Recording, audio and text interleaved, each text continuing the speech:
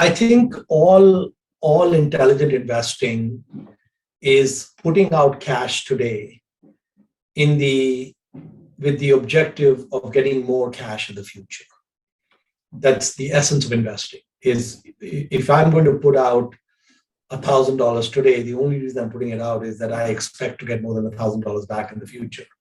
And if I want to get $5,000 back in the future, so every single business on the planet, it doesn't matter whether it's Tesla or whether it's McDonald's, it is worth the sum of future cash flows that business will produce from now till judgment day, discounted to present value by some reasonable interest rate.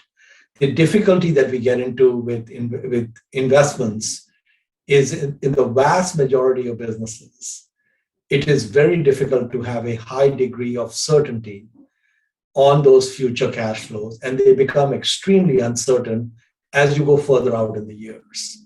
So the issue is, it's not that whether a DCF model makes sense or not. A DCF model is the only way to really value anything. There's no other way to really value it. The issue is that if I look at a company like Facebook, and let's say for argument's sake, Facebook is trading at 20 or 30 times trailing earnings, whether that price is low or high or reasonable depends on what our view is on what cash flows Facebook will generate in 2022, 2023, 2024, all the way till when Facebook exists. And the outer years don't matter that much, because when you discount them back, they don't have much impact because the time takes care of that. So most of that value is there in the next 5 years or 7 years, for example.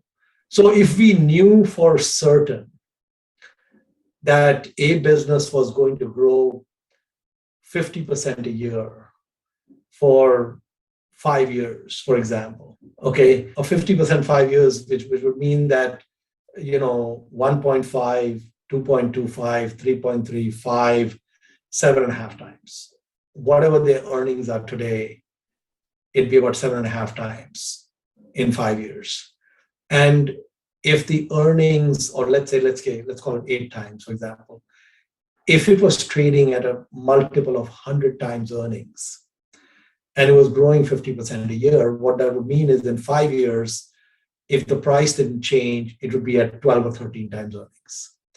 And if after 5 years, they still had a very robust growth engine ahead of them, it would be very wise to buy that business at 100 times earnings. On the other hand, if you have a business where earnings are declining by 5 or 10% a year, it may be too much to pay 10 times earnings for that. Okay, so the DCF models are absolutely kind of like, there's no debate on those. I think that's just the only way you can truly value any asset. The difficulty is in determining what those cash flows are.